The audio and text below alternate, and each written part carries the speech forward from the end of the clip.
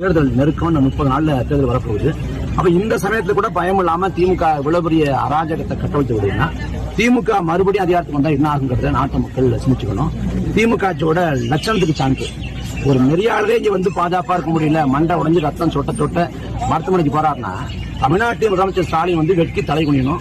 இடுமாவனம் கார்த்தி இன்னைக்கு பேசுறீங்க, ஐயோ இனிமே திமுக வரவே கூடாது என்பது மக்களுடைய முடிவாக இருக்க வேண்டும், என்ன ஆனாலும் சரி இவங்க வந்தா அடுத்த 5 வருஷம் என்ன ஆகும் அப்படின்லாம் நீங்க பேசுறீங்க.